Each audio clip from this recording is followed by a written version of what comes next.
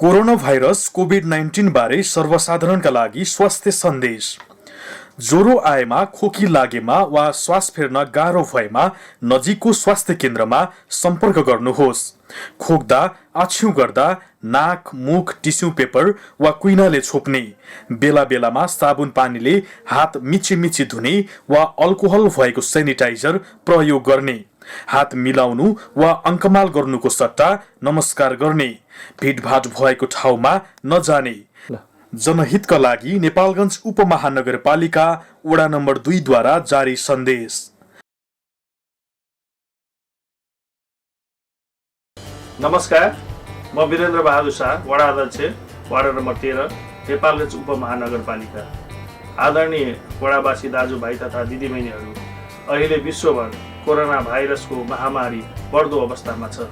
त्यसैले लकडाउनको पूर्ण पालना गरौँ, घर बाहिर ननिस्कौँ, साबुन पानीले हात धौँ, मास्कको प्रयोग गरौँ, आफ्नो टोल छिमेकमा भारत लगायत अन्य मुलुकबाट आएका मानिसहरूको निगरानी गरौँ, कोरोनाबाट आफू पनि बचौँ, अरूलाई पनि बचाउँ। कुनै पनि समस्या भएमा वडा कार्यालयमा सम्पर्क गरौँ। धन्यवाद। कोरोना भाइरस कोभिड-19 बारे सर्वसाधारणका लागि स्वास्थ्य सन्देश। ज्वरो आएमा, खोकी लागेमा वा श्वास फेर्न गाह्रो भएमा नजिकको स्वास्थ्य केन्द्रमा सम्पर्क गर्नुहोस्। खोक्दा, आछ्यु गर्दा नाक, मुख टिस्यु पेपर वा कुइनाले छोप्ने, बेला बेलामा साबुन पानीले हात मिची धुने वा अल्कोहल भएको सेनिटाइजर प्रयोग गर्ने, हात मिलाउनु वा अङ्कमाल गर्नुको सट्टा नमस्कार गर्ने, भिडभाड भएको ठाउँमा नजाने। जनहितका लागि नेपालगञ्ज उपमहानगरपालिका वडा नम्बर 22 द्वारा जारी सन्देश।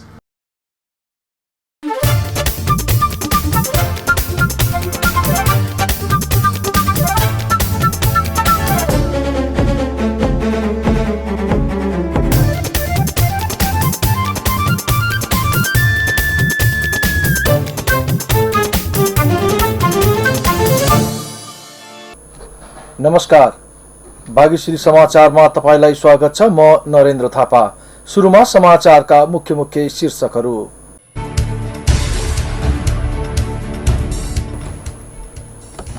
भेरी अस्पतालमा गरिएको परीक्षणमा बाँकेका 13 सहित 15 जनामा कोरोना संक्रमण पुष्टि।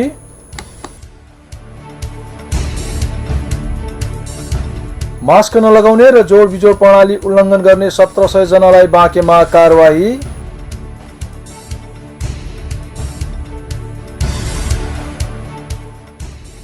भाद्र कृष्ण औँसीका दिन मनाइने बाबुको मुख हेर्ने पर्व देशभर पितालाई विशेष सम्मान गरी मनाइयो।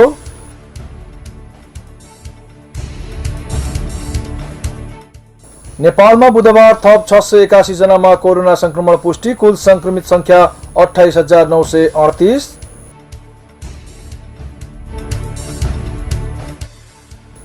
र सीपीएलको पहिलो खेलमा ट्रिनबागो र दोस्रो खेलमा बार्बाडोस विजयी।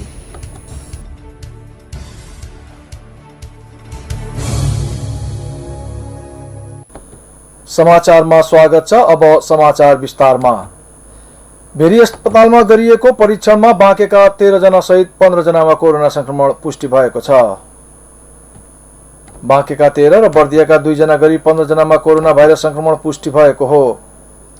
बाँकेमा बुधबार थपिएका अधिकांश कोलपुर नगरपालिका वडा नम्बर 11 का हुन्। यो वडाका 8 जनामा भाइरस संक्रमण पुष्टि भएको अस्पतालद्वारा जारी सूचनामा उल्लेख गरिएको छ। तीमध्ये 6 वर्षदेखि 31 वर्ष उमेर समूहका रहेका छन्। त्यस्तै बाँके बैजनाथ गाउँपालिका र राप्ती सोनारी गाउँपालिकाका 1-1 जनामा पनि संक्रमण देखिएको छ। नेपालगञ्ज उपमहानगरपालिकामा 3 जनामा भाइरस पुष्टि भएको छ। 2 जना वडा नम्बर 12 का हुन् भने अर्काको ठेगाना उल्लेख गरिएको छैन। यस्तै बर्दियाका मधुबन नगरपालिका वडा नम्बर 5 र 7 का 1-1 जना पुरुषमा संक्रमण देखिएको छ। पछिल्लो 24 घण्टामा 350 नमुना परीक्षण गर्दा 15 जनामा भाइरस संक्रमण पुष्टि भएको हो। विश्वव्यापी रूपमा फैलिएको कोरोना भाइरस संक्रमणको गम्भीर असर नेपालको पत्रकारिता क्षेत्रमा पनि परेको छ। नेपाल प्रेस इन्स्टिच्युट र संयुक्त अधिराज्य स्थित बर्नमोथ विश्वविद्यालयले संयुक्त रूपमा सञ्चालन गरेको राष्ट्रिय सर्वेक्षणले कोरोना भाइरसका कारण पत्रकारहरूलाई मनोवैज्ञानिक र आर्थिक रूपमा गम्भीर असर पारेको र सञ्चार माध्यमका सामग्रीको उत्पादन समेत घटेको देखाएछ। बुधबार एक भर्चुअल समारोहमा माननीय अर्थ र सञ्चार सूचना तथा प्रविधि मन्त्री युवराज खतिवड़ाले सर्वेक्षण प्रतिवेदन सार्वजनिक गर्नुभएको छ। पत्रकारहरू चरम आर्थिक मारमा परेको सर्वेक्षणको नतिजाले देखाएको छ। सर्वेक्षणमा सहभागी 74% पत्रकारहरू आर्थिक रूपमा प्रभावित भएका छन्, जसमध्ये 38%ले आफूहरू पारिश्रमिक कटौती परेको बताएका छन्। असार 26 देखि साउन 9 गतेसम्म देशका 7वटै प्रदेशबाट सबै खालका मिडियाको प्रतिनिधित्व हुने गरी 1134 जना क्रियाशील पत्रकारहरूको बीचमा गरिएको सो सर्वेक्षणले अधिकांश पत्रकारहरूको मानसिक स्वास्थ्यमा असर पुर्याएको देखाएको छ। सर्वेक्षण प्रतिवेदन सार्वजनिक कार्यक्रममा डाक्टर चिन्नु श्रीधरन वर्णमोद विश्वविद्यालय संयुक्त अधिराज्यले प्रतिवेदनमाथि प्रकाश पार्नुभएको थियो भने वरिष्ठ पत्रकार रामकृष्ण रेग्मीले टिप्पणी गर्नुभएको थियो। भर्चुअल समारोह एनपीआईका अध्यक्ष नीलकण्ठ उप्रेतीको अध्यक्षता तथा प्रमुख अतिथि माननीय अर्थ र सूचना सञ्चार तथा प्रविधि मन्त्री युवराज खतिवड़ा रहनुभएको कार्यक्रममा स्वागत मन्तव्य नेपाल प्रेस इन्स्टिच्युटका महासचिव वरिष्ठ पत्रकार लक्ष्मण हुमागाईले गर्नुभएको थियो। कार्यक्रममा वर्णमोद विश्वविद्यालय संयुक्त अधिराज्यका प्राध्यापक आइनर थोर्सन, सञ्चार तथा सूचना प्रविधि मन्त्रालयका सचिव हरिप्रसाद बस्याल, नेपाल पत्रकार महासंघका अध्यक्ष गोविन्द आचार्य, क्रियाशील पत्रकार महिला WWJ का अध्यक्ष पत्रकार अमिका राज थला, वरिष्ठ पत्रकार मोहन भण्डारी लगायतले आफ्नो मन्तव्य राखेका थिए भने कार्यक्रममा एनपीआईका कार्यकारी निर्देशक वरिष्ठ पत्रकार लक्ष्मण उप्रेतीले सहजीकरण गर्नुभएको थियो।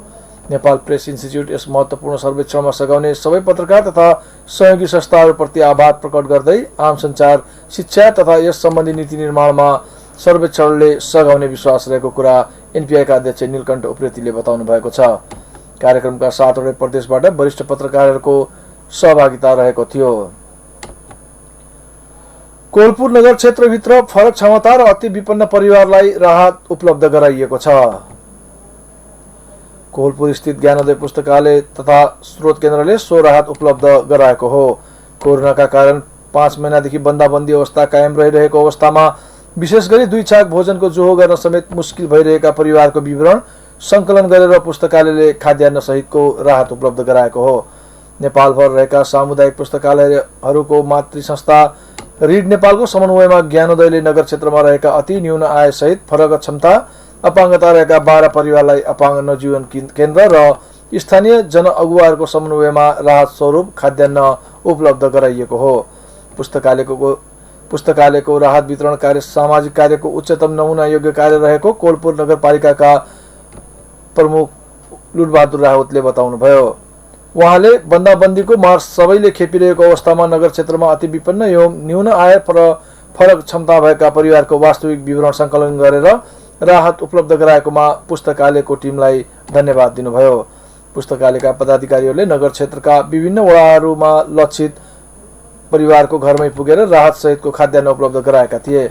वडा नम्बर 11 मा 3 जना फरक क्षमता भएका विपन्न परिवार, वडा नम्बर 2 मा दुवै मृगौला निष्क्रिय भएर समस्याग्रस्त महिला सहित 1 जना अति विपन्न परिवार, वडा नम्बर 10 मा अति विपन्न 2 फरक क्षमता भएको 1 सहित 1 जना विपन्न सुत्केरी महिला लगायत वडा नम्बर 8 र 6 मा गरेर 12 घर परिवारलाई प्रति घर परिवार 25 केजी चामल, 2.5 केजी दाल, 2 केजी नुन र 2 लिटर तेल राहत उपलब्ध गराइएको हो। हिन्दू महिलाहरूको महान पर्व हरितालिका तीजमा नगर क्षेत्रमा कुनै पनि परिवारले विपन्नता भएकै कारण चुलो बोल्नबाट वञ्चित हुन नपरोस् भनेर तीजको पूर्व सन्ध्यामा राहत वितरण कार्यक्रम गरिएको पुस्तकालयका अध्यक्ष चेतकान्त भट्टराईले जानकारी दिनुभएको छ। कोभिड-19 संक्रमणका कारण भारतबाट नेपाल फर्किएका नेपालीहरूलाई जमुना नाकाको होल्डिङ सेन्टरबाट नेपाल रेड क्रस सोसाइटीले सङ्कटासन्न बेखर्ची व्यक्तिहरूलाई यातायात सहयोग गरिरहेको छ।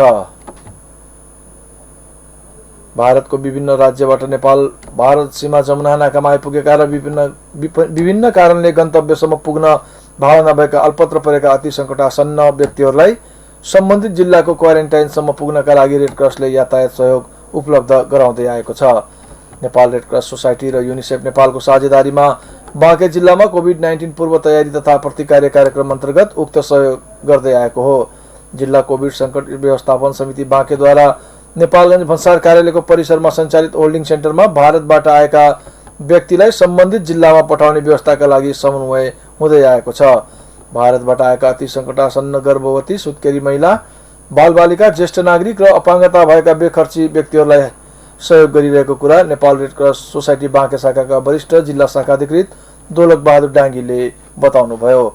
अहिलेसम्म सुर्खेत, दैलेख, नवलपरासी, सुनसरी, पाल्पा, दाङ, नुवाकोट, कालीकोट, मोरङ, रुकुम, अछाम, सल्यान, हुम्ला, मुगु, रोल्पा, जुम्ला, प्युठान, कैलाली, बर्दिया जिल्लाका 14 जना महिला, 197 जना पुरुष गरी जम्मा 341 जनालाई सहयोग गरिएको छ, जसमध्ये 49 जना बालिका र 65 बालक र 23 जना अपाङ्गहरूलाई यातायात साधन व्यवस्था गरी सम्बन्धित गन्तव्यसम्म पुर्याइएको कुरा रेड क्रस सोसाइटी बाँकेले जनाएको छ। यसैगरी सुरक्षा निकाय र रेड क्रसको सहजीकरणमा यातायात व्यवसायीले 142 महिला, 136 पुरुष गरी 278 जना मध्ये 82 बालक र 46 बालिकालाई सहुलियत र निशुल्क यातायात सेवा दिइएको बताइएको छ। यसैगरी होल्डिङ सेन्टर नेपालगञ्जमा नेपाल रेड क्रस सोसाइटीद्वारा शौचालय सरसफाई गराउनका साथको पानी वितरण कार्य पनि गरिएको बताइएको छ। सञ्चालित उक्त कार्यक्रमबाट हालसम्म 25,108 जनालाई पानी वितरण गरिएको थियो।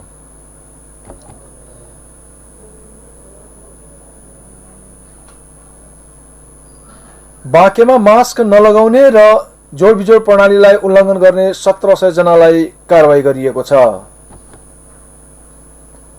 जिल्ला प्रहरी कार्यालय बाँकेका अनुसार कोभिड-19 संकट व्यवस्थापन समिति बाँकेले कोरोना संक्रमण नियन्त्रणका लागि जिल्लाभरि मास्क लगाउन र जोडबिजोड प्रणाली अनुसार गाडी चलाउन अनिवार्य गरे पनि सोको उल्लङ्घन बढ्दै गएपछि कारवाही गरिएको बताएको छ। जिल्ला प्रहरी कार्यालय बाँकेका प्रवक्ता प्रहरी नायब उपरीक्षक सुभाष खड्काले मास्क नलगाउने र जोडबिजोड अनुसार सवारी साधन नचलाउने 1690 जनालाई कारवाही गरेर 3,19,700 जरिवाना वसुल गरिएको बताउनुभयो। डीएसपी खड्काका अनुसार बाँकेमा हालसम्म मास्क नलगाउने 693 जनालाई कारवाही गरिएको छ भने जोडबिजोड उल्लङ्घन गर्ने 997 वटा सवारी साधनलाई कारवाही गरिएको छ। यसैबीच सुरक्षा पालना गरे नगरेको बारे अनुगमन गर्न जिल्ला प्रशासन कार्यालय बाँकेले एक टोली नेपालगञ्जमा परिचालन गरेको छ। सो टोलीले पसलमा गएर मास्क नलगाएको वा सेनिटाइजर प्रयोग गरेको नपाएमा पसलमा तालाबन्दी गरेको छ। जिल्ला प्रशासन कार्यालय बाँकेका सूचना अधिकारी एवं सहायक प्रमुख जिल्ला अधिकारी दीर्घराज उपाध्यायले गत 2 दिनको अवधिमा स्वास्थ्य सुरक्षा नअपनाउने नेपालगञ्जका 6 वटा पसलमा तालाबन्दी गरिएको बताउनुभयो। उहाँले अहिले पहिलो पटकमा 1 दिनका लागि ताला लगाएर अर्को दिन खोलिने जनाउँदै दोस्रो पटक फेला परेमा 7 दिनका लागि ताला लगाउने बताउनु भएको छ। राष्ट्रिय समाचार र खेल समाचार अझ बाँकी नै छन्, केही बेर व्यापारिक विश्राम।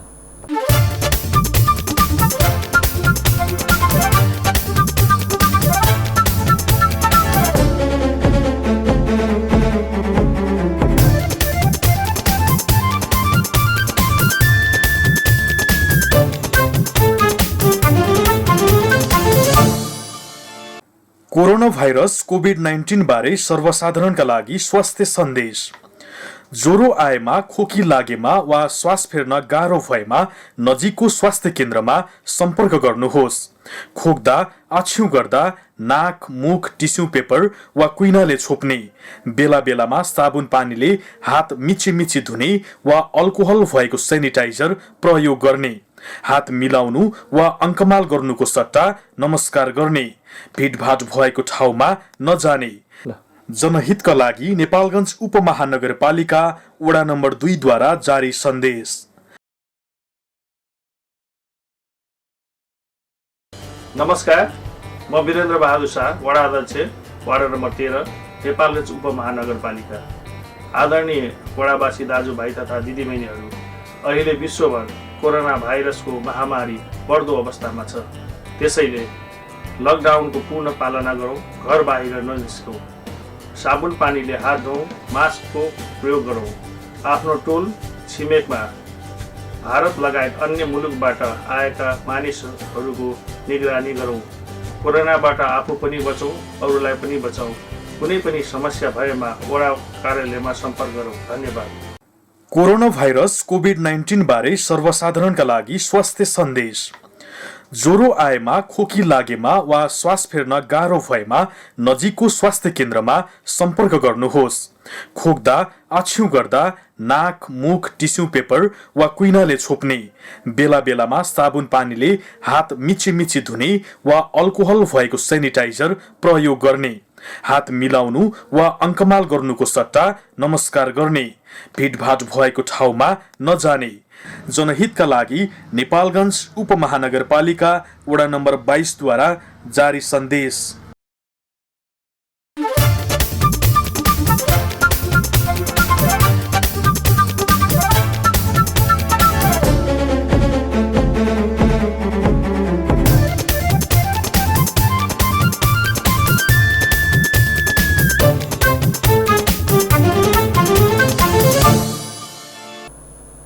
विश्रामपछि समाचारमा पुनः स्वागत छ। अब बाँकी समाचार।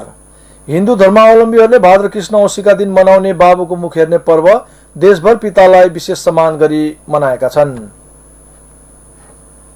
पितृदेवो भव अर्थात् जन्म दिने बाबुलाई देवता समान मान भन्ने धार्मिक मान्यताका आधारमा छोराछोरीले पितालाई विशेष सम्मान गर्छन् र यो दिन पिताप्रति आदर सम्मानका साथ मिठो खाना तथा राम्रो लगाउन दिने प्रचलन छ। पिता गुमाएकाहरूले पनि उपत्यकाको उत्तरी पूर्वी भेग स्थित गोकर्णेश्वरमा गई तर्पण, सिधादान र श्राद्ध गर्ने परम्परा छ। तर यस वर्ष काठमाडौँको गोकर्णेश्वर मन्दिरमा मेला भने लागेको छैन। मेला नलागेपछि भक्तजनहरू मन्दिर बाहिरबाट पूजाआजा गरेका छन् भने भिड हुन नदिन प्रहरी परिचालन गरिएको थियो। यस वर्ष कोरोना भाइरसको संक्रमण बढ्दै गएकाले मन्दिर क्षेत्र पूर्ण रूपमा सिल गरिएको छ। पशुपतिनाथको मूल मन्दिर क्षेत्र कोरोनाबाट बच्न गत चैत्र 11 गतेदेखि नै बन्द गरिएपछि गत साउनको पहिलो सातामा गोकर्णेश्वर मन्दिरमा भक्तजनको भिड लागेको थियो। मन्दिरमा लागेको भिडका कारण कोरोना फैलिने जोखिम उच्च भएपछि साउन दोस्रो सातादेखि मन्दिर बन्द रहेको छ। भाद्र कृष्ण औँसीको दिन वर्षभर देव कार्य, पितृकार्य लगायत धार्मिक कर्मका लागि अत्यावश्यक पर्ने कुश उखेलिन्छ। हिन्दूहरूले कुश, तुलसी, पिपल र शालिग्रामलाई भगवान विष्णुको प्रतीक मान्दछन्। कुशलाई भगवान विष्णुको प्रतीकका रूपमा मानिन्छ। यो दिनमा घर घरमा नयाँ कुश राखेमा रक्षा हुन्छ र छोइमा पाप मुक्त भइन्छ भन्ने मान्यता रहिआएको छ। औँसी बाहेकका दिन उखेलिएको कुश भने त्यस दिन मात्र प्रयोग गर्न सकिने धार्मिक विश्वास रहेको छ। नेपालमा बुधबार 681 जनामा कोरोना संक्रमण देखिएको छ।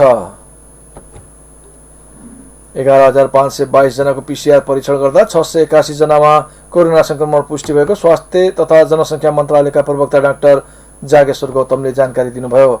यो सँगै नेपालमा कोरोना संक्रमितको कुल संख्या 28,938 पुगेको छ। बुधबार काठमाडौँका 45 जना महिला र 89 जना पुरुष, भक्तपुरका 2 जना महिला र 6 जना पुरुष, ललितपुरका 7 जना महिला र 10 जना पुरुषमा पनि कोरोना संक्रमण पुष्टि भएको छ। यस्तै बुधबार 120 जना संक्रमित निको भएर घर फर्किएसँगै डिस्चार्ज हुनेको कुल संख्या 17,700 नाघेको छ। यस्तै कोरोनाका कारण थप 6 जनाको ज्यान गएसँगै कोरोना संक्रमणबाट ज्यान गुमाउनेको कुल संख्या 120 पुगेको प्रवक्ता गौतमले जानकारी दिनुभयो। अहिले 11,118 जना सक्रिय संक्रमित आइसोलेसनमा रहेका छन् भने 13,571 जना क्वारेन्टाइनमा रहेको बताइएको छ। राष्ट्रकवि माधव प्रसाद घिमिरेको पशुपति आर्यघाटमा राष्ट्रिय सम्मानका साथ अन्त्येष्टि गरिएको छ। उहाँको सम्मानमा पशुपति आर्यघाटमा नेपाली सेना तथा सशस्त्र प्रहरीको टुकडीले सलामी अर्पण गरेको थियो। स्वर्गीय घिमिरेको पार्थिव शरीरमा 2 छोराले दागबत्ती दिनुभएको थियो। घिमिरेको मंगलबार साँझ 101 वर्षको उमेरमा निधन भएको थियो। घिमिरे केही दिनदेखि अस्वस्थ हुनुहुन्थ्यो। उहाँको जन्म विक्रम सम्वत 1976 असोज 7 गते लमजुङमा भएको थियो। चर्चित राष्ट्रिय गीत गाउँछ गीत नेपालीका रचनाकार घिमिरेका फूलको थुङ्गा बगेर गयो, आजै र राति के देखे सपना निकै चर्चित रहेका छन्। घिमिरेले साहित्यका कविता, खण्डकाव्य, गीति नाटक, कथा, अनुवाद, लेख जस्ता अनेकौं विधा उपविधाहरूमा निरन्तर कलम चलाउँदै आउनु भएको थियो। नेपाली साहित्यमा स्वच्छन्दतावादी शैलीमा कलम चलाउने घिमिरेलाई 2060 साल असोज 9 गते सरकारले राष्ट्रिय कविको उपाधि प्रदान गरेको थियो। विभिन्न व्यक्तित्वहरूले राष्ट्रकवि माधव प्रसाद घिमिरेको निधनले मुलुकलाई अतुलनीय क्षति पुगेको धारणा व्यक्त गरेका छन्। घिमिरेलाई अन्तिम श्रद्धाञ्जली दिन पुगेका उनीहरूले घिमिरे राष्ट्रकै गहना भएको समेत बताएका छन्। सभामुख अग्नि सापकोटाले राष्ट्रका लागि निकै ठूलो योगदान घिमिरेले गरेको बताउनुभयो। घिमिरेको सादगी जीवनबाट सबैले शिक्षा लिनुपर्ने उहाँको भनाइरहेको छ। त्यस्तै उपप्रधान एवं रक्षा मन्त्री ईश्वर पोखरेलले घिमिरेको योगदानलाई सदैव राष्ट्रले सुरक्षित राख्ने बताउनुभयो। त्यस्तै पर्यटन तथा संस्कृति मन्त्री योगेश भट्टराईले नेपाल साहित्य जगतमा घिमिरेले दिनुभएको योगदान स्मरणीय रहेको र नयाँ पुस्तालाई समेत देशभक्तको भावना जगाएको बताउनुभयो। त्यस्तै प्रज्ञा प्रतिष्ठानका कुलपति गंगा प्रसाद उप्रेतीले घिमिरेको भौतिक स्वरूप अन्त्य भए पनि उहाँको कृतिहरूलाई जीवन्त राखिने धारणा राख्नुभयो।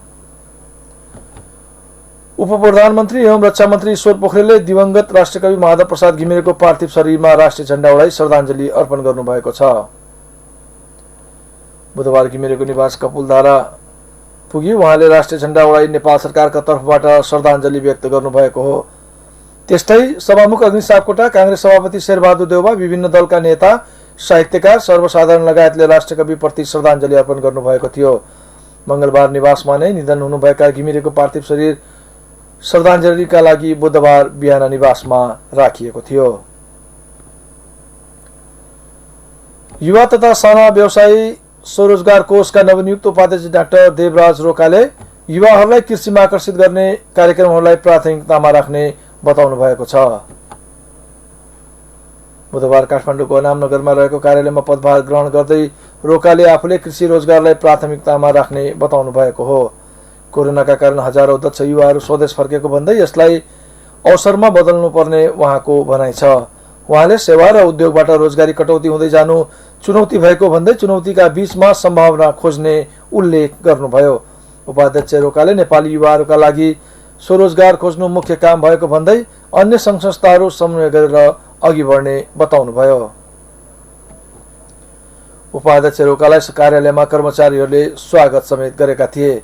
गत सोमबार बसेको मन्त्री परिषद बैठकले खोटाङ घर भएका रोकालाई 4 वर्षका लागि कोषको उपाध्यक्षमा नियुक्त गरेको थियो। हामी समाचारको अन्ततिर छौं। अब खेल समाचार। क्यारिबियन प्रिमियर लिग सीपीएल गए राति भएको खेलमा ट्रिनिबागो नाइट राइडर्स विजय भएको छ। अहिलेलाई बागीसित समाचार सकिएको छ। समाचार सक्नुअघि प्रमुख समाचारका शीर्षकहरू पुनः एकपटक।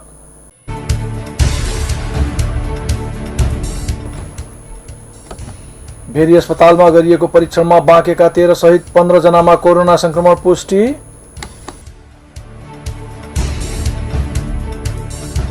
मास्क नलगाउने र जोड बिजोड प्रणाली उल्लङ्घन गर्ने 1700 जनालाई बाँकेमा कारवाही।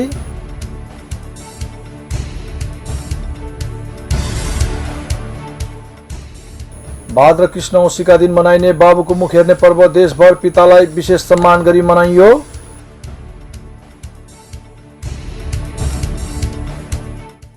नेपालमा बुधबार थप 681 जनामा कोरोना संक्रमण पुष्टि। कुल संक्रमित संख्या 28,938।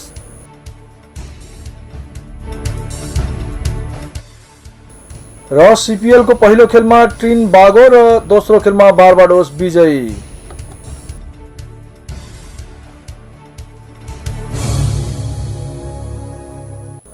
हवस् त बागीसिर समाचारबाट म नरेन्द्र थापा बिदा हुन्छु। हेर्दै गर्नुहोस् बागीसिर टेलिभिजन। नमस्कार।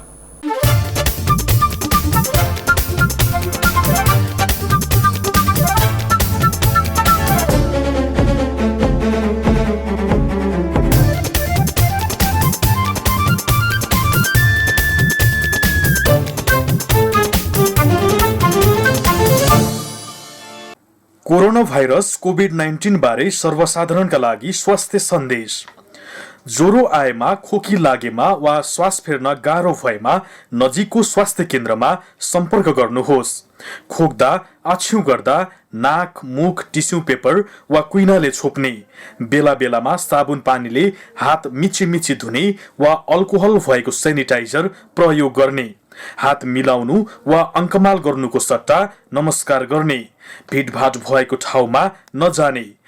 जनहितका लागि नेपालगञ्ज उपमहानगरपालिका वडा नम्बर 2 द्वारा जारी सन्देश।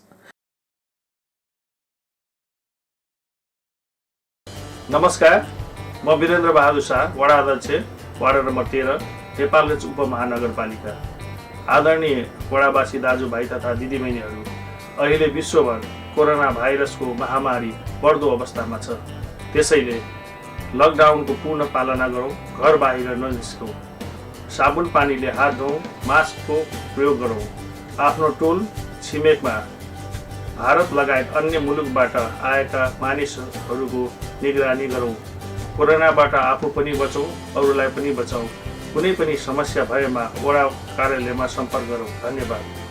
कोरोना भाइरस कोभिड-19 बारे सर्वसाधारणका लागि स्वास्थ्य सन्देश।